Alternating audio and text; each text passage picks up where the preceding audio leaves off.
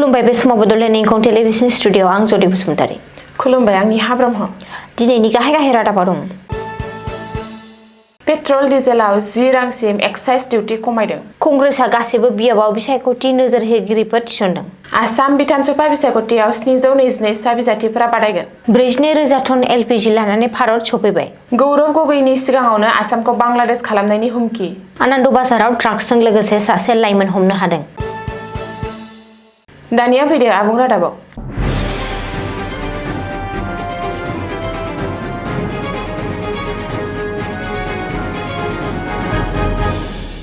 हादरनाङै petrol डिजेलनि आंखाल जानाय खौरांखौ लाना सरासनस्रा रायजोफोरनि गेजेराव गिखांनाय थासारि सोमजिनायनि गेजेरावनो मिरु सोरखारा गाहाम खौरां होदों। पेट्रल डिजेलनि बेसेननि सायाव मिरु सोरखारनि गेदेर बिथांखि। पेट्रल डिजेलाव 10 रांसिम एक्साइज डिउटि खमायना होबाय। डिजेलनि एक्साइज डिउटिखौ 10 रांनिफ्राय 0 खालामबाय। बेबायदिनो पेट्रलनि एक्साइज डिउटिखौ 13 रांनिफ्राय 3 रां खालामबाय। अब्लाबो खुस्रा बाजाराव पेट्रल डिजेलनि बेसेनाव गोहोम गोलैनाय नङा आरो जेबो रोखोमनि सोलाय-सोल' जानाय नङा। मख'नो गोनांदि आमेरिका, इजराइल आरो इराननि गेजेराव दावहा आरो हरमुज स्ट्रेटआ होबथाजानायनि उनाव बुहुमनाङै इन्धननि आंखाल नुजादों। बेनि गेजेरावनो भारत सोरखारा पेट्रल डिजेलनि एक्साइज डिउटिखौ 10 रांसिम खमायदों। सोरखारा सेन्ट्रेल एक्साइज डिउटि नेम 2017 खौ सोदांनानै आरो पेट्रल, हाइ-स्पिड डिजेल आरो एटिएफनि नेमखौ 18 आरो 19 नि दफाफोरखौ बाहायजानाय नङा होनना थिरांथा लादों। नाथाय बे सोलायनायखौ नोजोर होनानै पाब्लिक सेक्टरनि थाव कम्पानिखौ एसे रेहाय होदों। जुदि बे कम्पानिफोराव नेपाल, भुटान, बांलादेश आरो श्रीलंकानो थावनि दैथायहरो अब्ला बिसोरनि सायाव गोजाम नेमफोरानो गोहोम गोग्लैगोन आरो बिसोरनि सिगांनि बायदि रेहाय मोनगोन। आसामनि गासैबो बिधानसभा बियाबनि थाखाय प्रदेश कंग्रेस कमिटिया बिसायख'थि नोजोर होगिरिफोर थिसनबाय। मख'नो गोनांदि रायजोनि खना-खनला बारदों आसाम बिधानसभा बिसायख'थिनि बार। खुंग्रा दोलो आरो हेंथा दोलो गासैबो गोख्रों बिसायख'थि फोसावदिंनायाव नांथाबदों। बेनि गेजेरावनो फैगौ 9 एप्रिलाव जानो गोनां 2026 मायथाइनि आसाम बिधानसभा बिसायख'थिखौ नोजोर होनानै आसाम प्रदेश कंग्रेस कमिटिया रायजोनि गासैबो बियाबाव बिथायारि थियारि खालामदों। आसाम प्रदेश कंग्रेस कमिटिनि आफादगिरि गौरव गगैनि बिथोन बादियै कंग्रेसनि गोबांसा दैदेनगिरिफोरखौ रायजोनि गासैबो जिल्ला आरो बिधानसभा बियाबफोरनि थाखाय बिसायख'थि नोजोर होगिरिफोरखौ थिसननाय जादों। आसाम प्रदेश कंग्रेस कमिटिनि मोनसे नटिफिकेशनाव बे बाथ्राखौ फोसावदों। मख'नो गोनांदि बिसायख'थि नोजोर होगिरि महरै थिसनजानाय सुबुंफोरा जानो गोनां आसाम बिधानसभा बिसायख'थिनि थाखाय गावनि दानि बिबानजों लोगोसे बिसायख'थि नोजोर होगिरि महरै गोनांथार बिफाव लानांगोन। फैगौ 9 एप्रिलाव खुंजानो गोनां 2026 मायथाइनि आसाम बिधानसभा बिसायख'थिया गासै सा 722 बिजाथिफोरा बादायगोन। रायजोनि गासै 120 बिधानसभा मासिफोराव सा 722 बिजाथिफोरा बिसायख'थियाव बादायगोन। मिथिनो हानाय बायदिब्ला जानो गोनां बिधानसभा बिसायख'थिनि थाखाय 120 बियाबाव गासै 815 बिजाथिया गां 1389 नमिनेसन बिलाइफोर होदोंमोन। नाथाय नमिनेसन बिलाइखौ नायबिजिरनायनि उनाव सा 789 बिजाथियाल' गनायजाथाव होननानै फोसावजादोंमोन।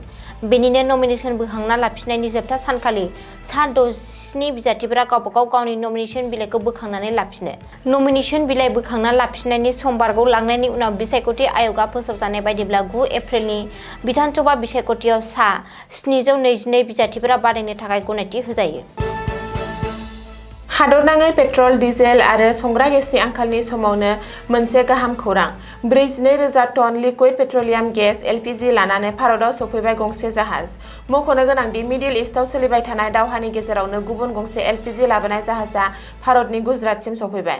भारतनि एलपिजि जाहाज जग बसन्तआ गाहामै गाहाम गुजरात जाहाज गाथोनाव सफैबाय। बे जाहाजाव 42,000 टन एलपिजि दं। दासिम गासै गंथाम एलपिजि लाबोनाय जाहाजफोरा भारत हादराव सफैबाय। इरानआ भारतनि थाखाय हरमुज स्ट्रेटखौ उदां खालामना होनायनि उनावनो 42,000 टन एलपिजि लानानै गंसे जाहाजआ भारतआव सफैयो। इरान आरो इजराइलनि गेजेराव सोलिबाय थानाय दावहानि थाखाय बे ओनसोलाव फालांगियारि जाहाजफोरा गाग्लोबनायनि गिनाय सोमजिदों।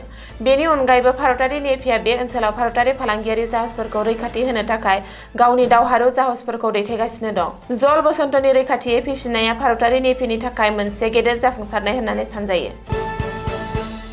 आसामखौ बांलादेश खालामनायनि हुमखि। बे खेबाव कंग्रेसनि मावथि आरो मददगिरिफोरा आसामखौ बांलादेश खालामनो हुमखि होदों। कंग्रेसनि बिसायख'थि फोसावदिंनाय मेलाव आसामखौ बांलादेश खालामनो हुमखि होदों। आसाम प्रदेश कंग्रेस कमिटिनि आफादगिरि आरो हेंथा दोलोनि गिबि मन्थ्रि मासिनि बिजाथि गौरव गगैनि सिगाङावनो आसामखौ बांलादेश खालामनो हुमखि होदों कंग्रेसनि मददगिरिफोरा। मख'नो गोनांदि जानो गोनां आसाम बिधानसभा बिसायख'थिनि थाखाय गौरव गगैनि मोनसे बिसायख'थि फोसावदिंनाय हाबाफारियाव कंग्रेसनि मावथि आरो मददगिरिफोरा आसामखौ बांलादेश खालामगोन होननानै होसिख्रावदों। गौरव गगैआ बिबुंथि लाफुबाय थानाय समावनो जादों बे जाथाया। बे जाथाया रायजोनाङै सावरायजादों आरो बिसायख'थिनि बारखौ दुंहावसिम जाहोदों। लोगोसे कंग्रेस आरो गौरब गगैनि आखायाव थारैनो आसाम रैखाथि दंमारोना होननानै रायजो राजाफोरनि गेजेराव सोंथि सिखांहोदों।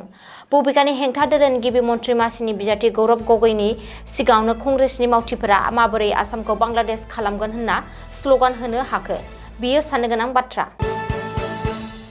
रायजोनाङैनो सोलिबाय थानाय फेग्रा मुवानि हेंथायै पुलिसनि गोख्रों संदाननायनि गेजेरावनो बाक्सा जिल्लानि सालबारि महकुमानि आनन्द बाजाराव ड्राग्सजों लोगोसे सासे लाइमोनखौ हमनो हायो पुलिसआ। आनन्द बाजार आउटपस्टनि सिङाव थानाय कसुगावआव मोनसे जर'खा संदाननायाव बे जाफुंसारनायखौ मोननो हायो।